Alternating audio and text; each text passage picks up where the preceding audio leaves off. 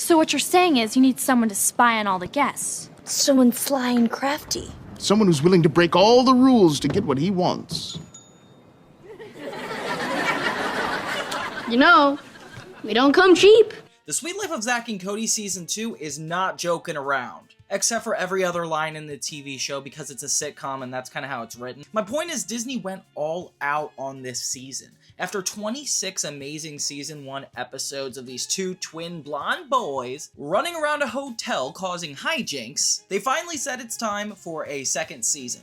Now the first season was full of arguments between Zack and Cody, Maddie in London, Mr. Moseby, it's about growing up, and it's all around really good.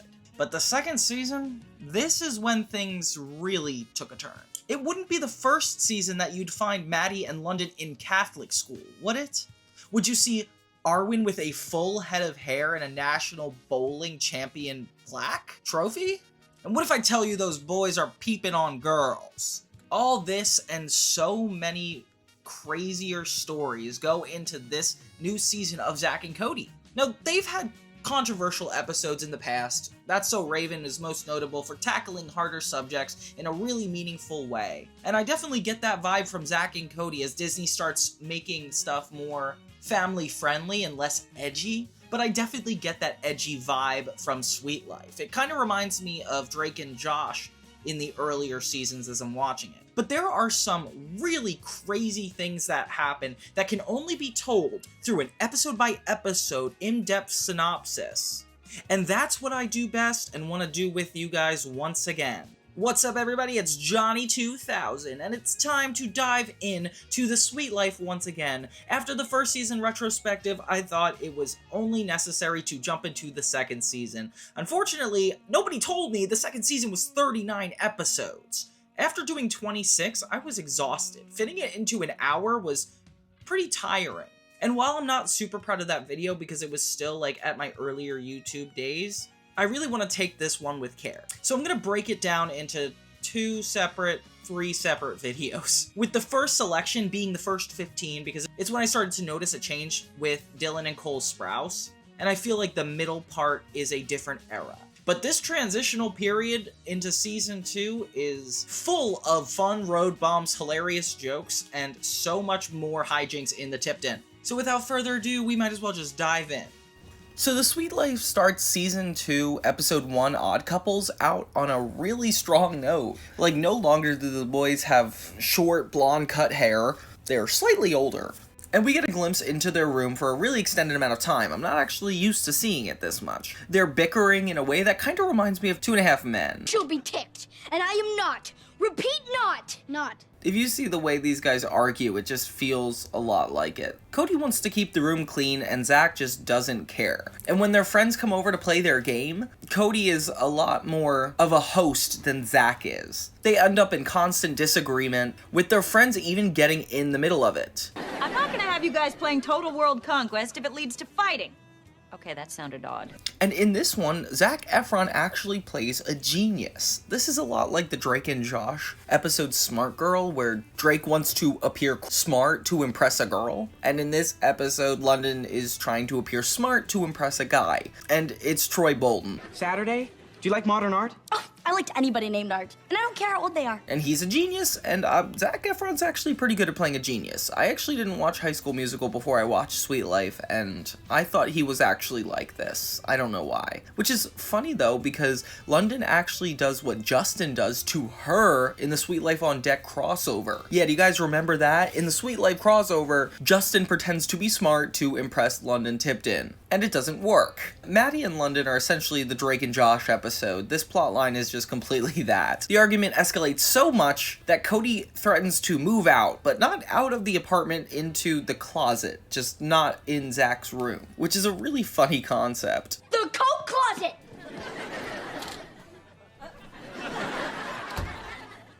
I miss him already. Maddie helps London try to impress this guy by giving her a chip so she could speak into her ear, and this is exactly like the Drake and Josh episode.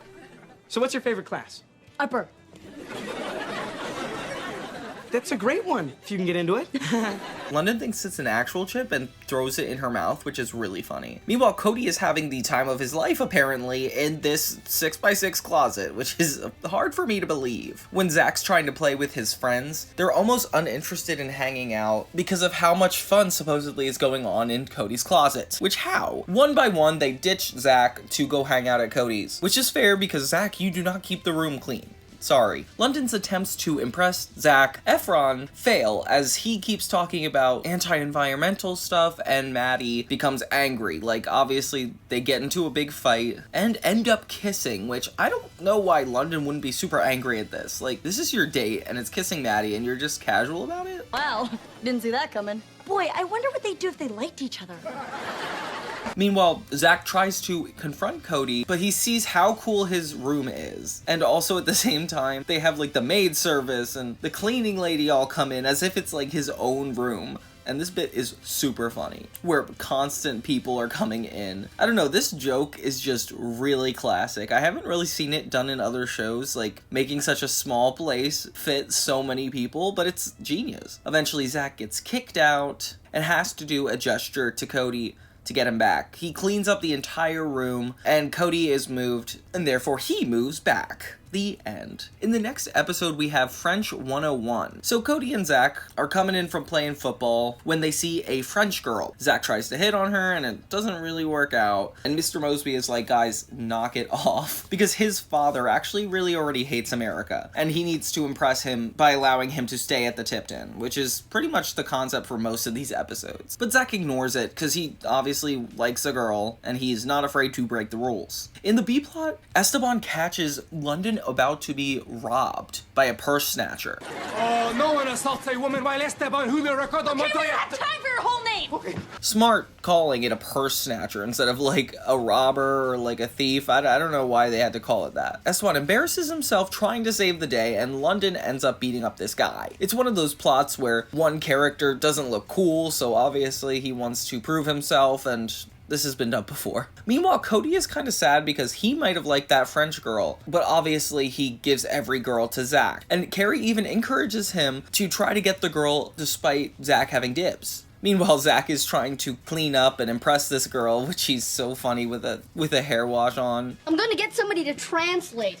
That's a great idea. Mind if I borrow it? Didn't think so. Meanwhile, Arwen runs to tell all the staff about what he heard about Esteban. Where... Oh, everybody! But they're already convened. Esteban is so embarrassed. Arwen tries to make him feel better by saying she was a big, scary girl, but I don't know, it doesn't work. Meanwhile, Cody tries to work the moves on the French girl by asking Moseby to translate for him. Smart. They interrupt the dinner, and Zack ends up coming too, to try to steal her from under Cody. Moseby, tell her Cody still has guardrails on his bed.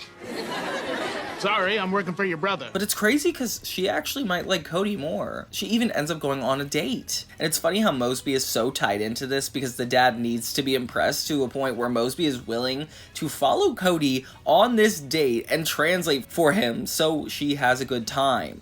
For me? You shouldn't have. They're for Jolie.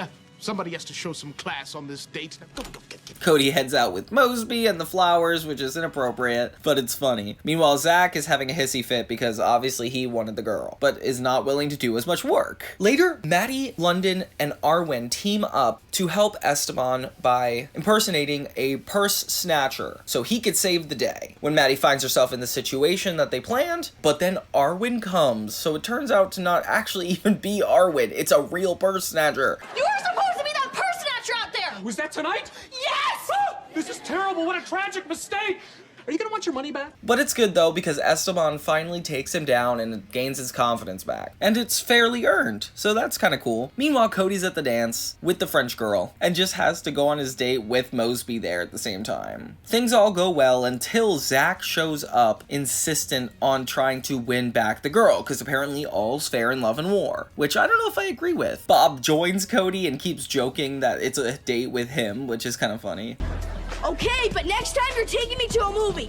It's not a date! And Zack does not know French still, so he cannot compete with Cody. After a while, Cody realizes that Bob's just trying to distract him, so he confronts Zack, and the two fight, obviously. Meanwhile, Moseby kind of gets the dance floor for a moment, and that's funny. Cody ends up even offending the French girl, and ruins it because of Zack. Aww. Later, Zack feels terrible, and tries to make it up to Cody by asking the girl to give him another chance. But then she ends up kissing him. Oh man.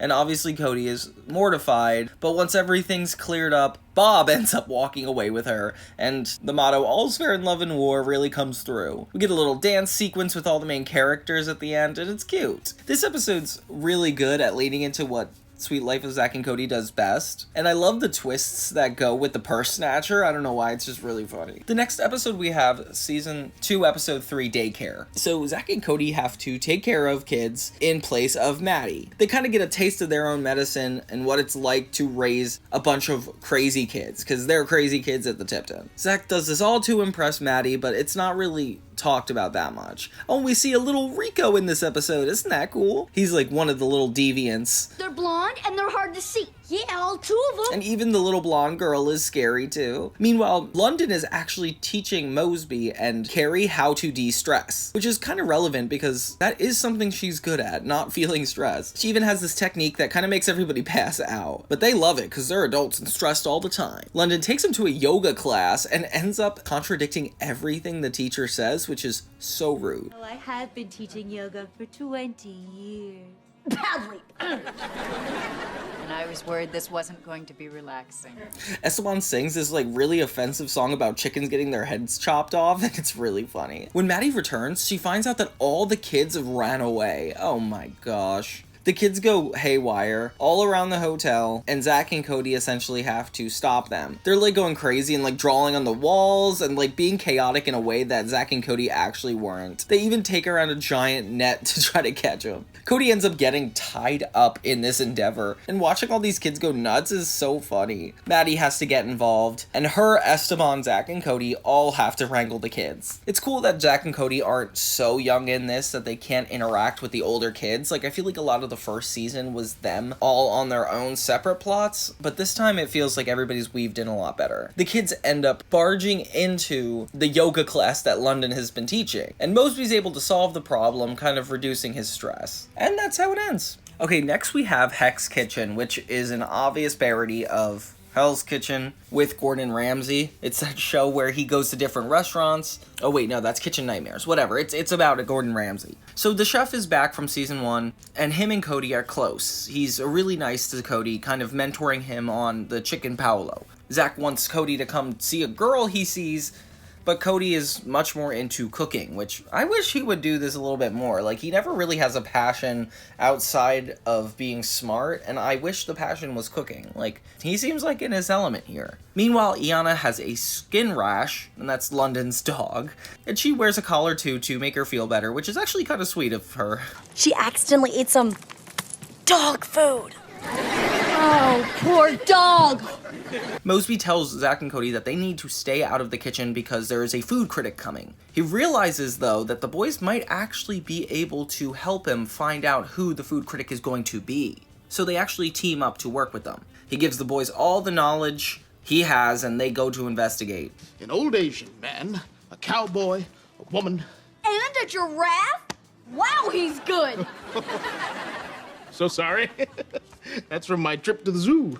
Meanwhile, Maddie accidentally eats Iana's skin cream? Oh my gosh, ew. One by one, as Zack and Cody try to find out who the critic is, they offend like everybody at the hotel. And they even refer to this guy as like an old Chinese man, which is weird because the subtitles say he's speaking Japanese, and those are different cultures. They purposely try to take off his beard because they think it's fake. I can't! We need to cut it off! No cut, no cut! Hurry! I can't! Mom said not to run with scissors! And it's like, obviously he could be a critic and still have a real beard. I don't know why that's an issue. But they cause a huge scene in the lobby. Zack and Cody realize that it has to be this cowboy. He gives all the right signs of being the food critic, and they essentially tell Moseby, who they all prepare to get ready the dish for. Although things go completely crazy in the kitchen, and London actually offends the chef. Apologize to Chef Paolo immediately. Chef Paolo, I'm sorry you can't cook. May I? Oh, please. I'm quit again! And he quits, which is fair, and takes the staff with him, which definitely makes it harder for everyone. Cody knows how to cook because of that little Chef Paolo moment earlier, so he kind of saves the day. The cast join him in the kitchen, which is kind of funny. I like that they found a way to make that happen. And now it's like all hands on deck. And I'm not making a pun on Sweet Life on Deck. That's not a good show. This is my crack staff? So the critic actually tries to order the seafood medley instead of the chicken palo, which is the only thing Cody knows how to cook. So they spend time trying to convince him, and it's funny, they don't get to. They end up causing more issues than good, knocking out all the waiters, and the entire rest of the episode is in the kitchen, which is kind of cool. Like, instead of an A and B plot, they kind of interweave them to be together. I can't believe how long this episode is. London and Maddie make horrible salads. Do you guys know how to make salads? Speaking of which, where's Zack with the squid? Ah! Get it off, get it off, get it off, get it off! Eventually, everybody turns against Cody for being bossy, which is kind of crazy because he's the only one not ruining everything so far until the food actually catches fire. Apparently, Cody wants to be like Chef Paolo, and Carrie is basically like, just because you're good at something doesn't mean you can't mistreat people. And that's a fair message, but most of the episode hasn't really been about that, so I don't know why we're going to that. They end up coming through on the food, making the perfect stuff. It ends up not being the real critic. Aren't you the critic? Actually, I'm the critic, and I'm going to give this place such a bad review, people are going to pay not to eat here. The actual critic gives them another chance, and just in time, they have Chef Paolo come back, and it's a happy ending. I did not want to see them try to make another meal. But yeah, it's fun to get a new insight into this one particular part of the hotel. Like last time we got the daycare, today we have the kitchen. It just seems like this is like a world of episodes we have. I'm quit again! Oh, no, Okay, next we have Free Tippy. So Zack and Cody want a pet, so Carrie gives them rocks. Okay, fair. Cody's actually satisfied, which is funny, but Zack isn't. I'm gonna name mine Tim! They greet Tippy and the man who carries a carriage around the hotel, telling them that he's about to retire, and that they sold Tippy. But Zack and Cody are really upset, and they're convinced that Tippy is not ready to retire. There's a transition in this that I've never seen. It's like one of the bellhops moving the luggage, which is insane. How have I not seen this? Meanwhile, Maddie and London have an argument because London wants to borrow Maddie's grandma's brooch, but she obviously does not want that to happen. Inevitably, London actually loses this brooch and shows the difference between how her and Maddie view money. Like, London sees it as not a big deal, and that's kind of messed up. Meanwhile, Moseby tries to impress another person that has to be fitting into the Tipton. Mrs. D, I think her name is. But Zack and Cody say Moseby's heartless because they're trying to forcibly retire Tippy. What wild imaginations they have. So it would seem. Go. Zack and Cody sneak Tippy in past the guard and go to Arwen. And this kind of relationship, like Zack, Cody, and Arwen with the janitor, reminds me of Ned Mose and the janitor in Ned's Declassified. Like, it's a very similar relationship. Turns out that Arwen is actually allergic to Tippy, but he agrees on taking care of him. Why did you do this? You're the best, Arwen. Hey, how many Arwens do you know? Oh, I get it. Go. And then there's another transition. What the heck is this front desk thing? I like these. How come they don't, happen again?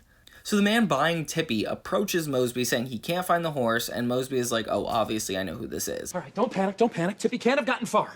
He knows how to operate the service elevator. Okay. Panic! He catches them immediately. But the horse isn't there. Apparently, Zack and Cody lost the horse too. Oh no. Tippy goes to the kitchen, and the music's kind of funny here. He shows up, and Mr. Moseby and Miss D are there too, and they keep referring to Zack and Cody as orphans to try to get away with this. I'm sorry. We were hungry. After all, we're street kids. Street kids who never learned how to use forks and knives. And he keeps getting away. Meanwhile, Carrie gives London advice about why she should actually put in an effort to find Maddie's grandmother's brooch again. She decides to go to the dumpster to find it, which is something she would never do. London finds Arwen and a homeless person in the trash. It's very valuable. I lost a brooch in here too. You wear a brooch? When I go out. And they essentially race to find the brooch. Tippy ends up hiding in Zack and Cody's room. No, Tippy, we're not playing horse again. No. Tim always obeys me. He's a rock. And they finally get away with it until the horse wakes up Carrie. When London admits to Maddie that she couldn't find the brooch, Maddie appreciates the effort and the moment kind of is solved. London finds out about the Tippy situation, and the Miss Delacour lady actually ends up telling Mr. Tipton to not retire Tippy. So she saves the day, essentially. And this episode ends on the funniest joke, with the orphan recurring joke coming back one last time, and it's actually a really good ending. The orphans were right. Are you talking about my sons? Mom? At long last! We found you!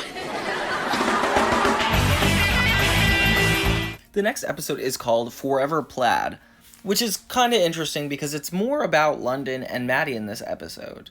Especially since Zack and Cody's plotline is kind of shorter. I thought it was a long weekend. It's Wednesday. Oh, so it's almost the weekend again. Well, no point in going now. So London must attend public school because apparently she's been completely missing her own school. She gets enrolled in Maddie's school, this Catholic school with a bunch of nuns, and you can already tell this is going to be interesting. Zack and Cody hang out in this abandoned room 413 and play football and kind of cause ruckus until Moseby interrupts and actually catches them. Apparently they left a little hole in the wall. Oh my god, Zack and Cody, you guys are gonna get fined. Moseby shows Carrie and she assigns him to work with Arwen and fix the hole. Oh, don't you look adorable? Thank you.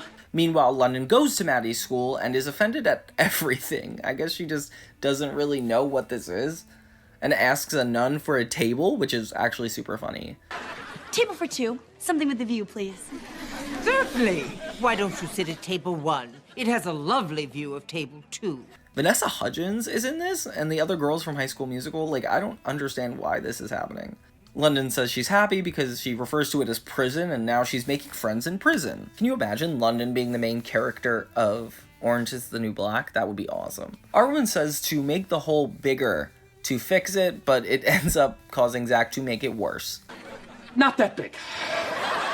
We're gonna need more plaster. Luckily, Mother got me some for Christmas. How did you not see that coming? The boys argue and realize they can actually see into the next room to hear girls talking. Oh no. So it's a Peeping Tom episode. Only Zack and Cody can really take these complex themes. So they start to actually eavesdrop constantly, and even start introducing their friends to it, like Bob, who actually pays, which is crazy. We are unraveling the mystery that is woman. So you're peeping. For science. I love science. It's my favorite subject. Meanwhile, London and Maddie are in detention, and the nun actually keeps referencing God, which is so funny, how they keep hiding it. I'll be back in an hour. No one moves. Sis, what if I have to go to the bathroom? Hold it! And remember, he is watching! And every time Maddie tries to help London fit in, she, gets the rough end of the stick and punished for everything, essentially. As they try to sneak out, the nun catches him, but they lie and get into nun outfits. So they think that Maddie is foreign and London has to translate for her. Oh my god, this is, ridiculous. Casablancan, Super Megan, Duke Siegelhofer. She says hi. Meanwhile, Zack and Cody's friends all pay them to let more people in on the secret people. And this one is just, oh my gosh. Meanwhile, in the cafeteria, London and Maddie have to keep up their charade, even answering questions for the entire school. Ubin Snake for Bloongi. Boston. Oh. Ishanaisain. Yumi Yumi. Lots of cute boys. Vanessa Hudgens actually kind of gets into it. Finally, the real nun comes in and they're in trouble, with London throwing Maddie under the bus. Perfect ending. You know what really makes me melt? A good poke in the eye. Not my good eye! That'll teach you. Later, Arwen catches the kids using the hole as a peephole. And Moseby and Carrie come in because they've gotten complaints that they've been looking through it too. I wasn't peeping. No peeping here. No pish posh, you people were peeping! This was a really simple episode with Zack and Cody's side. In the end, London comes clean and takes responsibility for Maddie, but it just makes her look better and... Don't blame her. Blame me. Madeline? You could learn something from London. Huh? Maddie is completely rejected in this school. The end. The end. So season 2, episode 7 is Election. And this is one of the more fun episodes of The Sweet Life of Zack and Cody. It's funny that this is coming up because I just recently watched the Election episode of Jimmy Neutron. And the trope of all the main characters kind of running for school president, trying to make changes, having their whole campaign is always a really funny premise. And Sweet Life of Zack and Cody did it even better than that. This will soon be the presidential suite. Is Moseby kicking us out? No, I'm going to run for school president. That's wonderful news. Meh. So it starts out at the school. Zack, Cody, and their friends are eating lunch. And finally, Allison Stoner's back. She was in a couple episodes in the first season and then just randomly in episode 7. So the elections are in 3 weeks, and Cody is like, I'm definitely going for president, and nobody else really wants to. Zack kind of entertains the idea, like, what if I ran for president? And it becomes kind of like a challenging situation where the brothers are about to take a fight into the political system of their school. You can't be the president of the school. You don't even know where it is. Do so. It's the last stop on the bus. Cody is like, there's no way it's gonna work. You can't run against me, and that's the beginning of it all. Next thing we know, Maddie and London are getting involved when Zack and Cody tell them, with London defending Zack for his outlandish requests, and Maddie is helping Cody because he's trying to be responsible and she respects that. She thinks debate is what you use to catch the fish. So this is when it gets really cool. Basically, they team up to help Zack and Cody run against each other. One by one, Zack and Cody are trying to swing votes, and Allison Stoner is voting for Zack because apparently he's going to promote her if he wins, which is exactly the political system. Somehow Zack gets signs up in the school, and it's like, how do you do that? Meanwhile, Arwen is inventing luggage carts that can drive themselves, but it goes haywire pretty quickly and even injures Mr. Moseby. So it's not just the kids who bother him, it's all the staff too. So Zack and Cody get into an argument at home about school. You no good cheater, loser, wimp, crybaby, doof. And I thought this election would come between you. London and Zack kind of have a game plan. Are you sure we're not going too far? No. Too far would be dumping Cody on a cargo ship to South America, where he'll spend the rest of his miserable life working in the copper mines. You've done this before?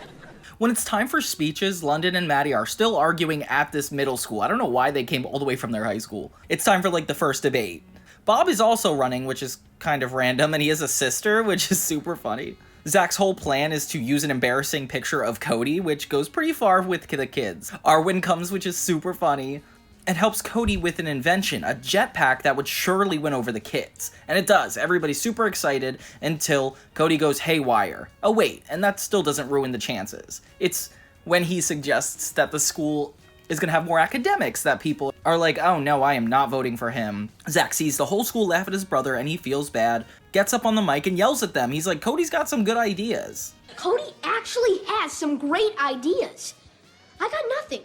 What about ice cream and skate parks? Yeah! Like that'll happen. What, do you still believe in the tooth fairy? And it's really sweet to see Zack stand up for his brother like this, because Cody does deserve it. And this is just a really sweet episode. Voting for Cody! You don't go to school here. Oh, well, if I went to school here, I'd vote for Cody. Next, we have Season 2, Episode 8, Moseby's Big Brother. So Zack and Cody really want a new bike, but they cannot afford one. And their mom will not pay for one. Of course you do. I just bought you new ones. 8 years ago. What? Yeah, it's not possible.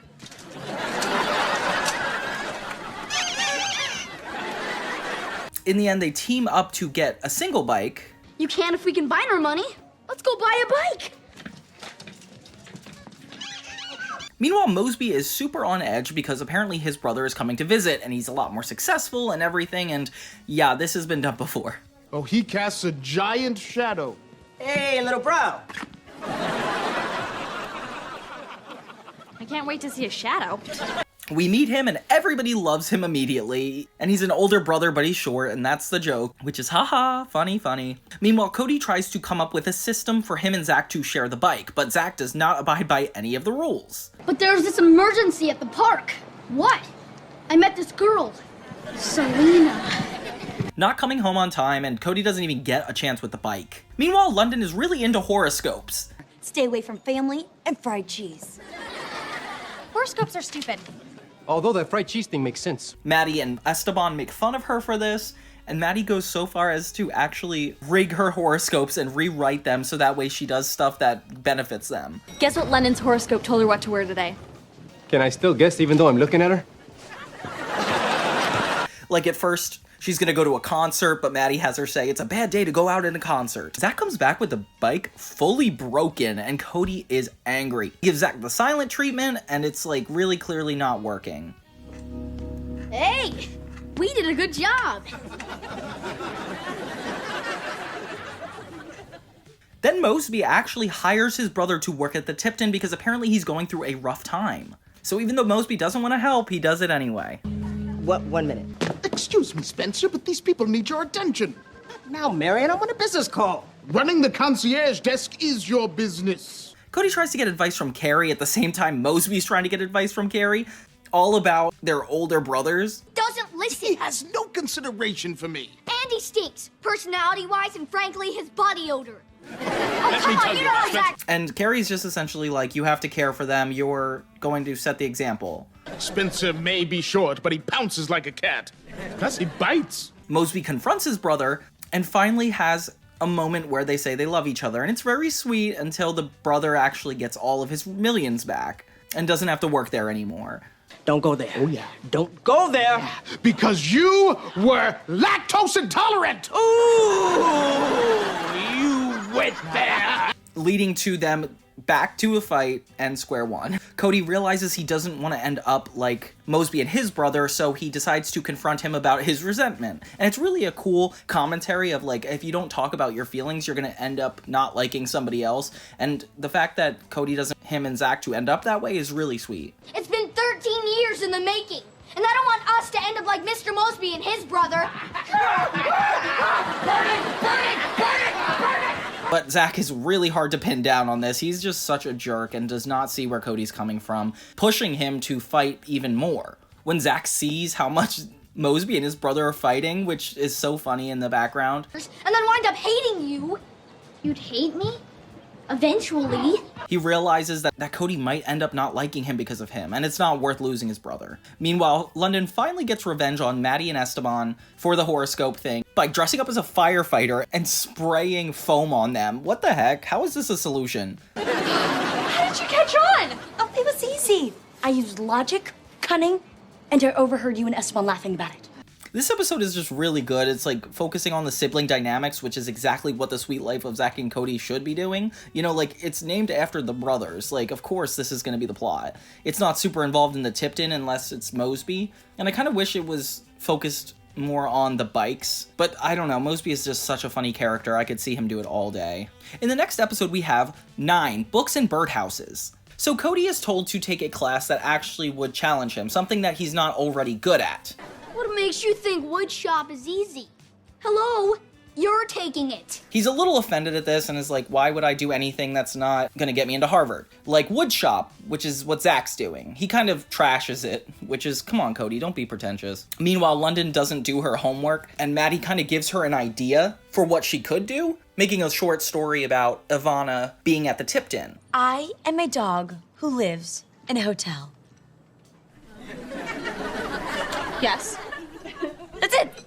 That's all you wrote? Hello? Short story? It could make a great children's story. My name is Ivana. I live at the Tipton.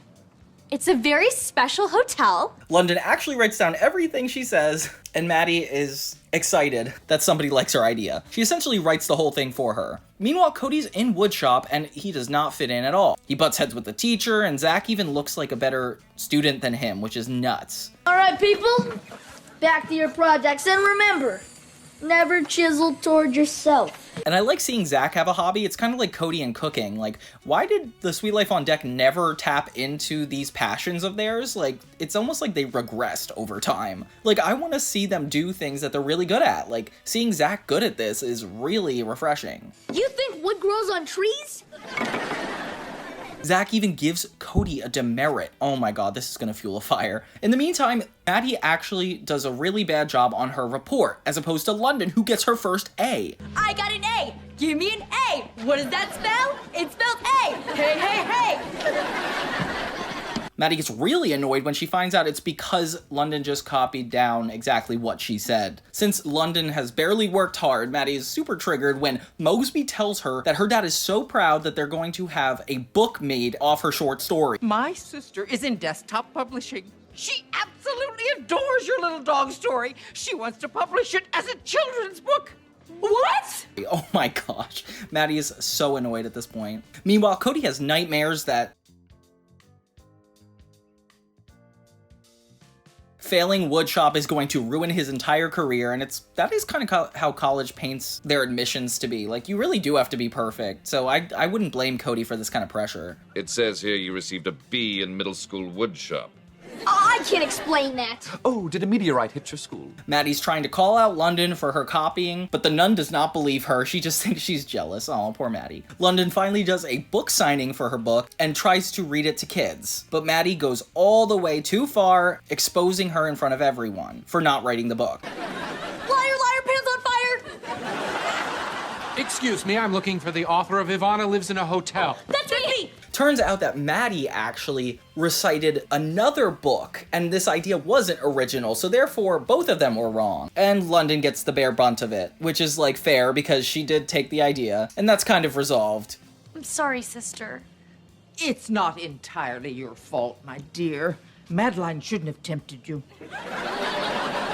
Zack is working on a super impressive clock, and Cody can barely make a birdhouse. Zack inevitably feels so bad that Cody is going to fail this and sees how important it is that he allows him to take credit for his project, which is kind of like the London and Maddie thing. I like that's parallel. Of course, Cody can't handle it, so he decides to come out with the truth. I can't take this. Ugh, I didn't make this clock. Zack made it.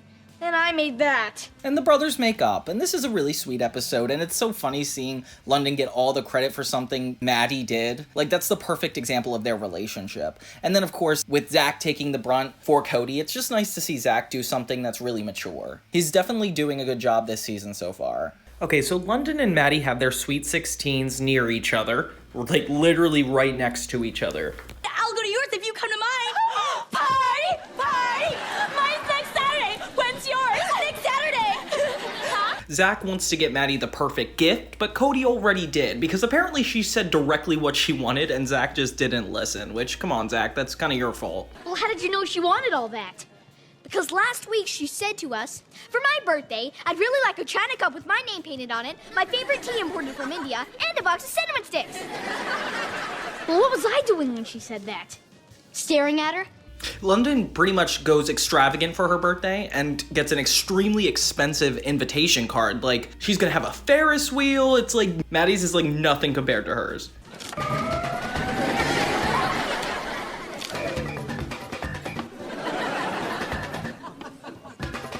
Once they say the gift baskets will have flat screen TVs, which, oh my god, are you kidding me? Cody ends up going too, with everybody pretty much going to London's party instead of Maddie's birthday. It's kind of sad. Cody takes Zack to look at jewelry because he wants to get Maddie something really special, but it still doesn't match up with as special as Cody's gift.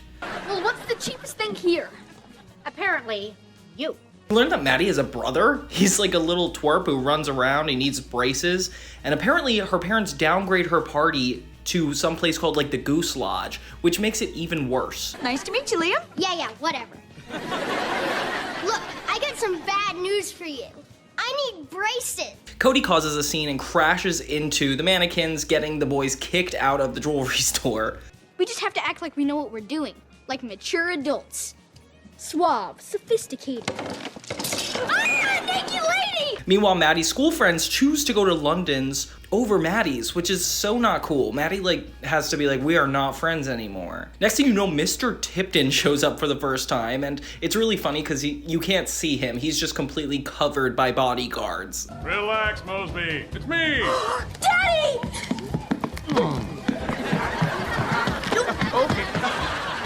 And nobody shows up at Maddie's. We see her grandmother and her grandmother's friends, but it's essentially like an old folks retirement home. But Zack shows up, and that turns out to be like a really sweet thing.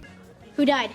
Meanwhile, London is actually having trouble appeasing her mom and dad at her own birthday party. Like, she can't get them to see each other, and Mr. Moseby and Carrie can't really help much, letting her realize that maybe she made a mistake, and Maddie's party is probably so much better. I bet she expected her best friends to be there. She ends up getting kicked out of her own party and not able to get back in, which I wish she chose to go to Maddie's party because this is kind of, like, not a choice. In that case, why don't you go wait with all the other London Tiptons trying to sneak in? But she shows up to Maddie's party, and then it means a lot to her, and they finally can make up, which is good, because I don't like them fighting like this. Next thing you know, Zack admits that he didn't actually get a present, but Maddie says it's okay, and the gift was just showing up in general. Aww. So this episode was really fun. Like, I love the hijinks going on between Maddie and London, and how London uses money to get so much more, and Maddie loses money and gets so much less. But at least in this moment, Maddie comes out on top, having the better birthday party, having something more genuine, and London just realizes that she's not getting the affection and care she needs, which is honestly pretty sad. Overall, really good episode. The Tipton welcomes twins? Well, well, well. Nice to see we're finally being appreciated around here. Okay, now we got twins at the Tipton. There's a twin convention, and Zack and Cody thinks it's for them at first, which is accurate. Like, why wouldn't it be? Mr. Moseby tells them to be scarce because he doesn't want to scare them away. The twins in the hotel are super funny, and I wish this concept happened in Sweet Life on Deck because this is really clever, especially for a show that circles around twins anyway. I landed on my A. Zack and Cody actually develop a crush on these two twins. I always wondered if that was like a thing that happened in real life. Like, what are the odds that you and your brother would fall in love with two of the exact same person? I don't know. I just always thought that was interesting. Zack finds out from Bob that Irma ditches the date, so he delivers the news. Welcome to the club. What club? The guys who aren't dating Irma club. That's your idea of gentle? Bob uses the actors' names, which is so funny. Irma told Kim, who told Phil, who told Ashley, who told Brenda, who told Dylan, who told Cole, who told me. It's over. But why? It turns out that she's back with her ex. Aww. Meanwhile, London has a crush on one of the twins, and I like how the B-plot also has to do with twins, like Maddie and London. London didn't know Zack and Cody were twins, which is astonishing to me. I can't believe they made her that dumb. They all act like Zack and Cody. Like, there's one that's really smart and one that's really dumb. Maddie ends up agreeing to go on a date with the other one, thinking that they're both handsome. But if you two want to go out, I could ask my twin brother. That could work. Oh, you guys will love Dirk. He's smart. Oh, I'll take him. I'll get him. Turns out they're twins that don't look alike. Meanwhile, Zack runs into one of the pretty twins and asks her on a date. She wants to go out with him, but only if he has a date for her too. So Zack needs to get Cody to go on the date in order to have it happen. Oh, yeah, definitely. He's a party animal, non-stop fun. But Cody is way too depressed over Irma. I don't remember a lot about Irma. She definitely wasn't mentioned thus far, so this is kind of crazy to me. He basically is like, I'm not gonna start dating again. Then London and Maddie are fighting over the guy because the other twin is apparently really nerdy and annoying. Of course, Maddie gets a less attractive one, and it's Eric from Drake and Josh. What the heck? He's not that bad. His shirt was sticking out of his fly. Maybe that's the style now. Yeah. And Goofusville. And this one is really annoying, saying, "Did you know?" to everything. Which is a really good concept. This guy is such a good actor. He is top talent. Did you know that it takes 3 hours for meat to move through your intestines so the bile can churn up the gastric acid? Meanwhile, Zack keeps trying to convince Cody to go with him on the date. He eventually agrees, but is still breaking down emotionally. Cody tries to act normal, but he cannot stop crying about the breakup while he's on the date with the girls. Zack keeps trying to turn it around, but to no avail. I'm fine. Never been better. Cheese stick. You know, Cody, it's not good to keep things bottled up. Not good at all. Bad, really. Really bad. Oh, not really. And this would be me on a date. I definitely feel that. But, you know, Zack and Cody are Leos and I'm a Leo, so I guess that would make sense. It makes the girls actually like him more, which is not surprising. Like, you like a sensitive guy. So Maddie and London are on a date, and Maddie keeps coming across as the shallow one, which makes her really self-conscious, so she tries so hard to give him a chance. Dirk tries to apologize to Maddie, and she actually gives him a chance, but it turns out he is a genuine jerk. There's this girl I met tonight that I'd really like a second chance with. Think she might be interested? She might be. Great, because I'm nuts about London. Can you distract Kirk so I can ask her out? Like, he's not just a nerd, he is a bad person. The moral, just because you're smart doesn't mean you're nice, which is a funny lesson to teach here. Zack actually tries to compete with Cody during the date, which is so funny because he's not actually that sensitive. I cry at puppies and rainbows. Oh, and I watch the women's channel all the time. When Rachel broke up with Guillermo for the one-legged tennis player, I blubbered like a baby. And they all end up leaving with Cody, so Cody ends up winning this one. Carrie tells Zack it's his fault for pushing Cody to go, and this is his karma. Ow, ow, ow, ow, ow, ow, no, soda! Overall, really fun episode, and the inclusion of twins being such a central part of it is even better. So this next episode is called Neither a Borrower Nor a Speller Bee, and we'll get into the meaning of that in a second. Cody's getting ready for the spelling bee, and Carrie thinks that he's definitely going to win it. Apparently, she failed when she was younger, which means she has more stakes in this. Would have won that thing, too, if it hadn't been for politics. There's always politics in kids' competition. No, it was the word politics. I spelled it P-O-L-I-T-I-C-K-S.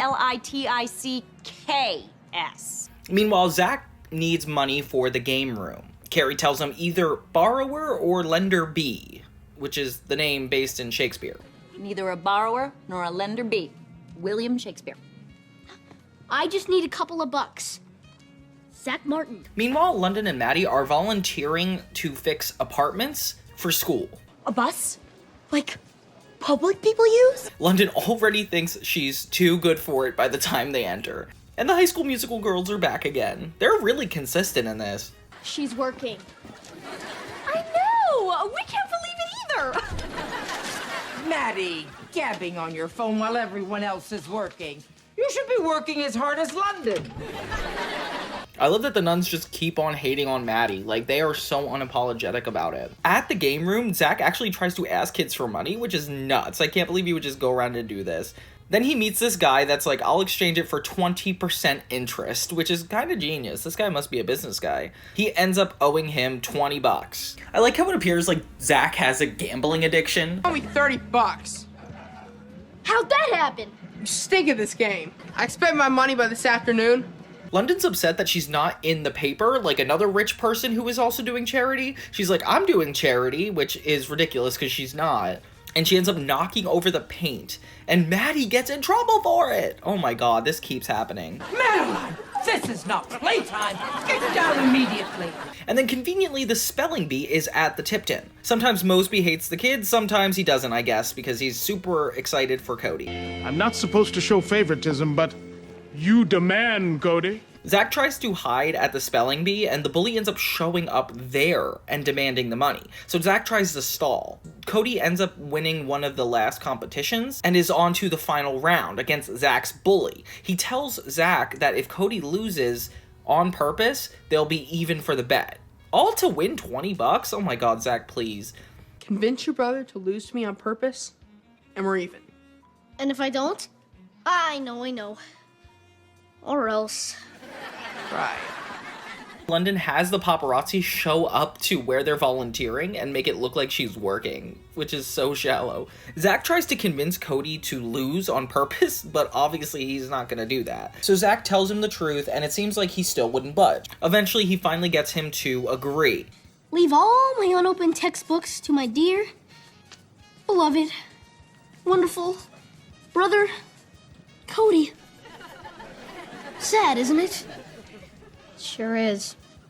You spelled textbooks wrong. Zack ends up going to other people for the money, and once London actually finally agrees, apparently everybody at the hotel has borrowed money from Zack, lent Zack money at some point, and they all take it back, which I would feel better about. You're out of debt, Zack. You left me with a buck. The buck you owe me. See, this is kind of how Disney and Nickelodeon differ. Zack makes bad choices and then bad things happen to him, like owing this guy money. Meanwhile, on a Nickelodeon show, the characters would probably do something rude or offensive to get the money and not actually get consequences for it. Props to Disney for making this a lot more realistic. You could do it, Maynard. Just trying to be a good sport. So Zack's cheering for Maynard in the spelling bee, which is so funny because it's like clearly your twin brother is up there. He ends up getting it wrong, and Cody starts to stumble too. Zack ends up standing up and telling him to make sure not to lose on purpose just for him, which is really sweet, and Cody ends up winning! Yay! Meanwhile, the needy don't thank London with a cake like they do for everybody else. Why didn't they bake me a cake? Because you really didn't give them anything. I gave them publicity. Maddie explains it's because she didn't actually care about helping, and London is, like, guilty because it's true. So Zack begs not to be beaten up, but it turns out he wasn't even going to beat him up. He just is going to tell Zack's mother, and he does not get worried about it until Carrie actually hears it, and he gets in trouble. And Maynard gets in trouble, too, because his dad hears he tried to cheat in the competition. In the end, London tries to give a cake to the needy, dressed as a robber so she doesn't get caught. And this is a really sweet way to solve her problem. Overall, really fun episode. There's no pressure, Arwen. Just the fact that you bowled makes you a winner.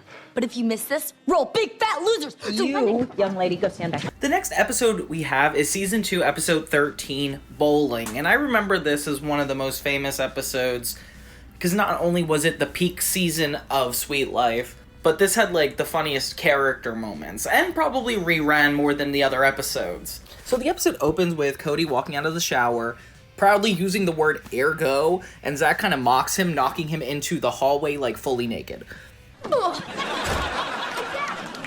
Ergo, pathetic. Meanwhile, in the lobby, Moseby and the Tipton staff complain about losing a flag football game to Ilsa, who is the manager at the St. Mark's Hotel. I don't know if you remember her from earlier in the season, but she's the competitor. Well, just because you beat us at flag football does not make you the better hotel. Oh, face it, we could whip your flegos at any sport. How about bowling? Zack suggests that they do a bowling match, which causes Arwen to run out of the room, which is so random. At practice, Moseby names Carrie the team captain and benches London for being terrible. This is a team secret. You get to be our alternate. Is that good? Good. It's great. Though Carrie tries to keep her as an alternative. Meanwhile, Ilsa returns with a star player, Gretel, who... Fibble now? Not yet, my pet. In my country, we have volcanoes smaller than her. Fine. And this actress plays Beast in Glee, if you've ever seen that show, which is so funny that she's getting a return in this series. This episode always kind of reminded me of the Foster's Home for Imaginary Friends episode, where Madame Foster goes against her old lady friends, and the main cast forms a team. I know it's, like, very different and unique, but it's still funny to point out. Who stinks now? Oh, who cares? We crush you anyway. Gretel, who flirts with Esteban, which is so funny. Zack impresses with a strike on his first try. Well, back at the suite, Zack pranks Cody again, literally in the same exact way they did in the opening. Like, I don't know if Cody's at fault for falling for it again, or Zack is just unoriginal for doing it again, prompting Carrie to extend his punishment. He gets no allowance, grounded, and he's benched from the game. How can you fire your star player? Because I'm your mom first. You're off the team, that's final. Carrie gets mom points here because she made a hard decision and stuck with it, which I really appreciate. Good job, Kim Rhodes. The Zackinator! Zackmeister! Zacka! Person is real good! London is added to the team, which means they're done for. Meanwhile, Arwen babysits Zack. In his office, Zack finds Arwen's old bowling trophy, and we learn that he has a backstory of being a pro bowler. First place, Arwen Hawkhauser. That's my sister. It's her trophy. She won it. She has the same first name as you. We were a poor family. We could only afford one name. Zack begs Arwen to bowl in his place to avoid the blame if the Tipton loses, but Arwen is like, no, I can't go back, which is so funny. It's like a dark, dramatic backstory. You bowl? Yeah. And then Zack promises him a kiss from Carrie if they win, which you can't do that, Zack. Meanwhile, at the match, St. Mark dominates with Gretel. Esteban tries to flirt with her to break her focus.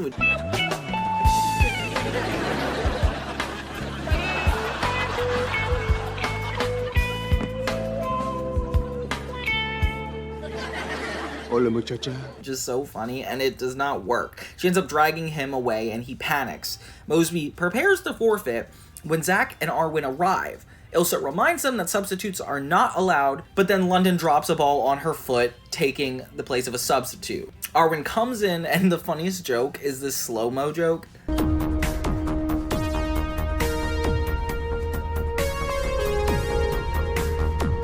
What are you doing? It's just for dramatic effect. If you go slower, the tension builds, and I'm gonna go again. And then on the final turn, he nails a 7-10 split, winning the game and fixing his own karma and relationship to bowling. Carrie ends up kissing him, and he faints. As the team celebrates, Carrie notices Zack isn't smiling. He admits he's happy, but wishes it had been him. But Carrie tells him to remember not to be mean to Cody, and this ends up being a lesson for him, which is kind of funny.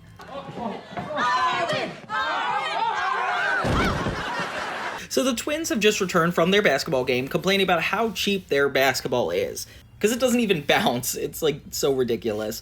Yeah, I guess I shouldn't complain. We wouldn't have skateboards if it weren't for that sale on mayonnaise. Moseby!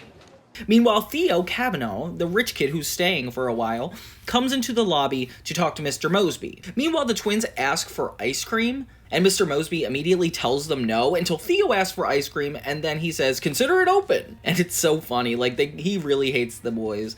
Need anything else? Yeah, a basketball that comes back up after it hits the ground. Well, why don't you come back to my place? After that, Zack thanks Theo for getting Moseby to do what he wanted, and then Theo invites the twins to his mansion. Woo!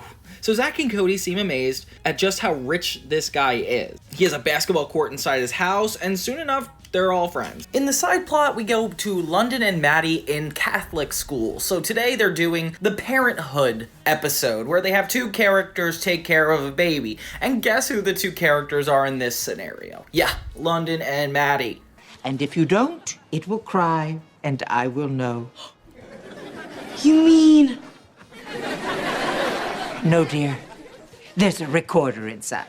After playing basketball on Theo's court, he and the twins go to a game room, and Zack happens to notice a board with slot cars. All three of them start to play with them, and as Theo starts teasing Cody for his nerdy personality... So you two go get your exercise. I'll be flexing the old coconut. Meanwhile, Zack starts to ditch Cody more often in favor of this new material friend, and it starts to hurt Cody. Who's up all night taking care of the baby? I didn't even know you got married. Please, Cody. I'm only 16. And I've never even kissed a boy. Oh, please, save it for the nuns. Cody and Maddie have never had this open of a conversation before. You know, like, Cody's always been so much younger than her, but to hear them actually talking about real things is really eye-opening. While London and Maddie are arguing about the baby, they give it to Mr. Moseby for a second, and this is exactly how I would picture Mr. Moseby take care of his kid. Just give me that. How do you turn the thing off? Oh, no. He's not a real baby. No, trust me. I love children. Later, we actually start to see Theo's true colors. Want my defense sign? That's okay. I've already got my I'm a Dork t-shirt in the car. But decides not to say anything because of all the benefits they've been getting. Cody realizes that Theo doesn't actually like him, and Zack has to basically break up with him too and learn that they can't just be friends with somebody for their items, which is a really good lesson. My brother may be lame, and a geek, and a weenie, and he flosses between every bite, and... What are we talking about again? Later, when London and Maddie are taking care of the baby, Mr. Moseby has to interfere again. But they basically break the baby. Well, I buy nicer things. He likes me more. Well, he likes me more. I actually take care of him. Oh, you're hurting him! You're hurting him! Just let go!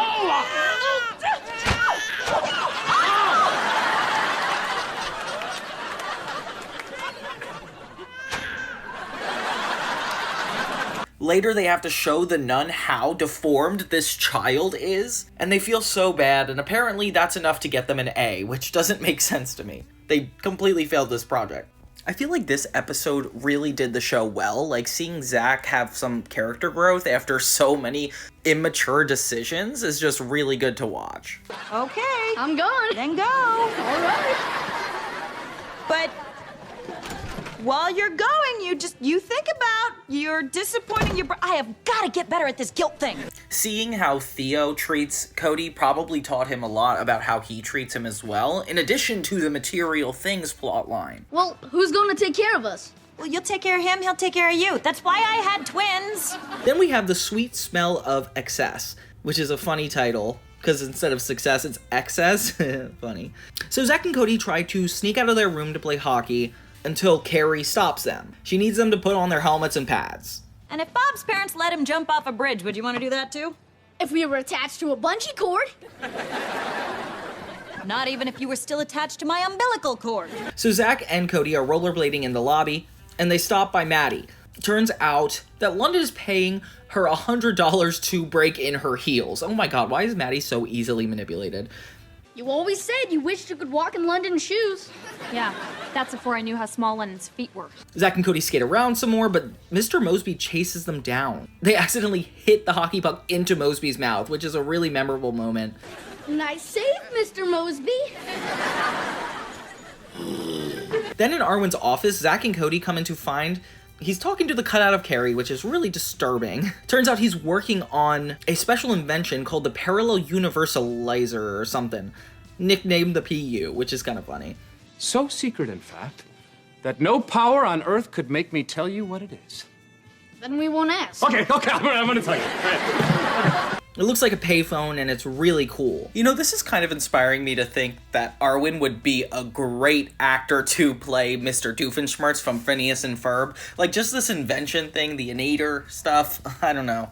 After he goes to the bathroom, Zack and Cody actually go in, and lightning strikes the machine, ending them up in a parallel universe. Banged my head on something hard. Yeah, my head. Suddenly, everything is slightly off. They see Mr. Moseby wearing a yellow hat and shades, and he's completely hip this time. Hey, what do you think of my new lid?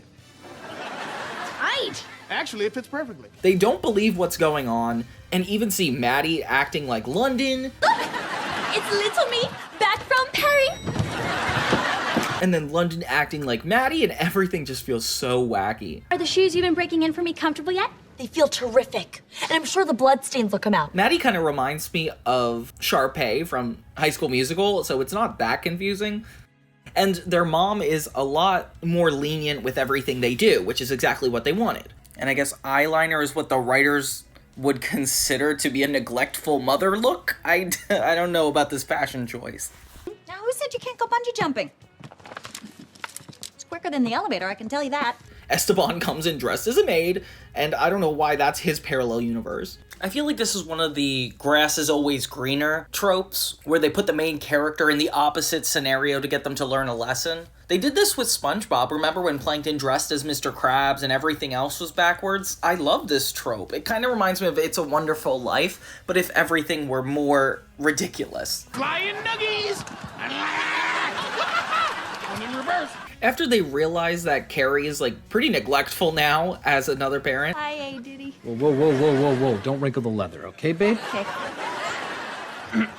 Okay. Arwen acts like such a jerk in this. Like, this actor is so good at playing, like, kooky and then also, like, dreamboat. It's so funny how it worked. Fun fact on why I'm a little biased. This actor, Brian Stepanek, actually came into my class in college, and I got to meet him. He's a really nice guy. And talked about this show a lot, which was such a cool experience. They decide to go back to Arwen's office and get back to their normal world. They finally get back, and they tell about how Carrie had a crush on him. You wore leather, you had hair, and Mom had a huge crush on you. She did. P.U., here I come. And he, like, desperately tries to get in. It's so funny. I'm shorter here. Oh. Cody and Zack run around the hotel, grateful for their lives and hugging everybody as if it's the morning after Christmas. You're so wonderfully straight. Yes, I am. Now let go. In the end, Carrie asks them what they want for dessert, and Zack and Cody suggest having vegetables, and they kind of tell her how much they appreciate her, and it's a really good episode. It digs into, like, everything being opposite, which is always what people imagine, but I don't know, it's kind of weird that it takes a supernatural turn, because this is not a realistic experience. I'd like to think that the lightning struck them, and this was all like an imaginative adventure, but who knows what it could have been. And that's the end of the episode. If you want to see more teen shows with deep topics like love and heartbreak, you should definitely check out my musical, Heartbreak Hospital. Oh my god, I'm not wearing the shirt. Oh my god, I'm promoting 21 Pilots. Watch Heartbreak Hospital, though, because that's the one I'm talking about. Now I sing to stop the illusion from in my mind. I cannot get in or out of this whisper and meaning of love.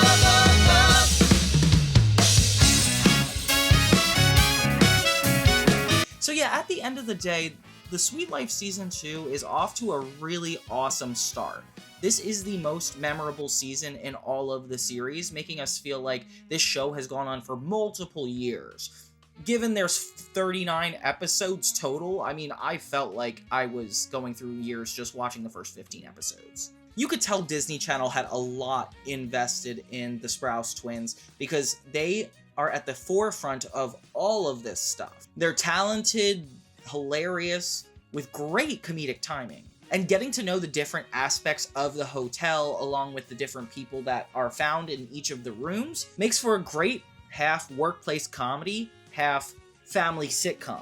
I was surprised with how often London and Maddie are thrown into this. I feel like looking back, I forgot that they were such a vital part. I mean, I knew they were main characters, but I didn't realize every episode has like a different situation with them too. Like, it's not just Moseby and Carrie, or like they're completely the B plot. But the way Zack and Cody treat each other, the lessons they try to address in this season are far from ordinary. This idealistic world where you're living in a hotel through the eyes of Zack and Cody has taken its steps to the next level, or I guess to the next floor of the hotel. I really want to know what your favorite episode of Suite Life of Zack and Cody is, so please comment below if you've watched this whole video. I'm about to out you guys. No, but seriously, the characters are next level in this one. I feel like the charm gets a little worn toward the end of Season 2 and early Season 3, so enjoy what we're going over while it's lasting. The really convenient thing about this show, probably for the producers and writers, is that it's 75% adults. Like, it's pretty rare that we see like Bob or Allison Stoner, or even guest stars, and they're always over the age of like 16 or 17. That's probably why their set didn't have a lot of negative experiences, because the youngest people were Zack and Cody, and they were surrounded by a lot of adults. But Arwen, Carrie, Mr. Moseby, it's beyond me how they captured kids' attention with mostly adult role models. And sometimes it would get a little bit preachy, but not for bad reason, like seeing Zack's gambling addiction, the resentment that Cody starts to feel for Zack. There's just so much to unpack here. Now, before I get to the next set of episodes, I just want to riff with you guys. Do you guys like the structure of these retrospectives? I usually like to break down all the episodes, throw in my comments here and there, and just kind of throw it to you guys. I like using the knowledge I take from these retrospectives to make those topic videos, and I guess I'm just curious what you guys think of my process so far. And for all those people who think I'm AI and say that my channel videos are AI, would AI have armpits? No. It wouldn't. No, but seriously, I've been getting that a lot, and I know I churn out these videos pretty quickly. It's because I have fun doing it, and I sit down for 8 to 10 hours at a time chunking these things out. And all the views you guys give me, like even 5,000 is more than I've ever had in my life, and I'm just so eternally grateful. I want to spend as much time in my week working on these videos as I can. And you know what? Like, I can only see my production going quicker as I bring on more editors, and I'm just having so much fun doing it. There's just no stopping. So thank you guys for all your support and checking out my musical and commenting on my hair. I mean, I just appreciate all of it. So keep watching, share with your friends, don't forget to subscribe, and thank you so much. Have a great day.